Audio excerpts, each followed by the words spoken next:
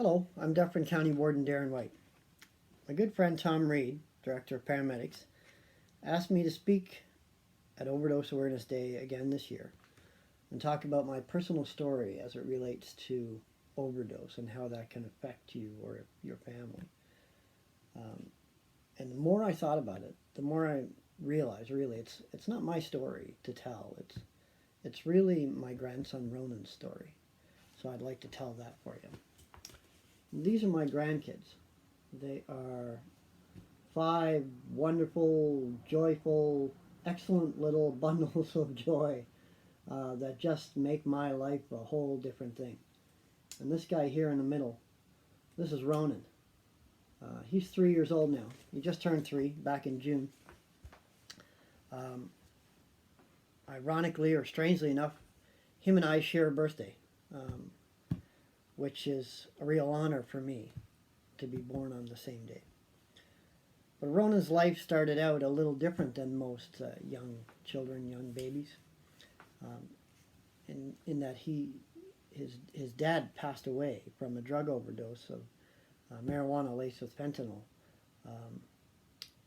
before he was born, and I don't even know that he knew he was about to be a father when he passed away. It's a very sad story, and it was very hard on our family and certainly on his family. And it continues to cause challenges. Ronan is a great, smart, energetic little boy who will never know his real father. And because his dad died so young, there's not a lot of legacy things left that we'll be able to pass on to Ronan other than some stories later in life.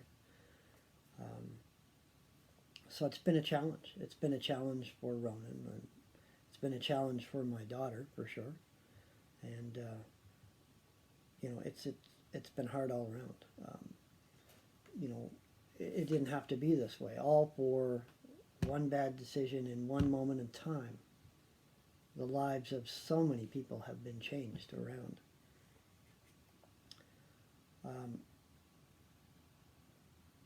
My daughter struggled for a number of years to get some traction and to get over or to move on. And luckily she's starting to do that now. She has met a new young man who, by all accounts, seems to be a great guy. He really takes to Ronan, and Ronan really takes to him. So we're really excited for that. And it's lucky because young children whose parents pass away from an overdose, they don't always get that lucky that the support networks behind them continue to grow and continue to expand. Sometimes people get left behind and then they fall into a cycle where they end up going down that same tragic road.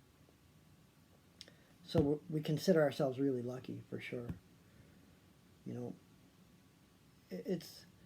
It's not only that. I mean, I saw the pain that my daughter went through, and I saw the pain that that Ronan's dad's family went through, and they continue to go through. And it's no way for people to live, to lose somebody so vital to your family, whether it's a parent or a sibling or a cousin or what. It doesn't really matter. It's painful either way, and it's even a bit unfair. It's really unfair to your family when somebody who their last act, their one bad decision, their one moment in time where their last act is going to cause so much carnage after they're gone, and they won't know that, they won't feel it, but everybody else does, and it's so unfair. I've dealt with overdose issues before. When I was a teenager, a good friend of mine took an overdose and took his own life, and he had some challenges all his life, some things that he struggled with, and that sort of pushed him down that road, but certainly was still very painful for his family and painful for me and my friends at the time. It was, really my first experience with death, and I remember it like it was yesterday, and it was 35 or so years ago. Each and every one of us have choices to make throughout our life, where we could go down a path that leads to an addiction or a challenge, other kind of challenge, and sometimes all it takes is the smallest little decision. And I'm fully aware that a lot of addictions and a lot of overdoses are caused by their root cause is not something that people can control sometimes. It's not recreational drug use or whatnot. Sometimes there are underlying issues, mental health issues or abuse issues, or there's so many issues that can push people down that road, even medical ones. In my case, about a little more than a decade ago, I guess, I hurt my back at work really badly, and I was prescribed some really high level painkillers, things that are sold on the streets now for a lot of money. And I took them for about a week, maybe a little bit more than a week. And I stopped taking them because I knew that if I continued to take them, I was going to develop a problem. And who knows what would have happened after that. I didn't want to be in a position where I became reliant on a drug to manage pain. So I came up with other coping strategies and other ways to deal with it. But again, that's not for everybody. Not everybody can do that.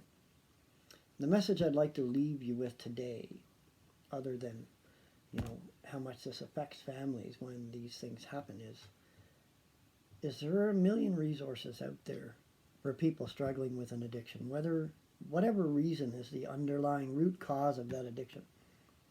There are lots of resources out there to help you. And if you don't know where those resources are, all you have to do is ask. Ask a community leader, a police officer, a firefighter, a paramedic. Ask local politicians to help you. Ask your municipal government. Ask your family or your friends, your church, your school.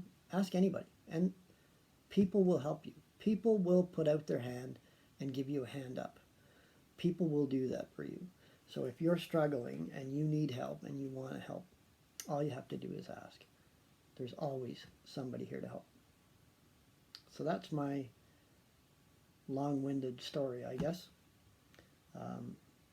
And I'll leave it at that. So, and by the way, I'm one of those people you can ask for help. Contact me, and I'm certainly happy to direct you in the right direction. Thank you.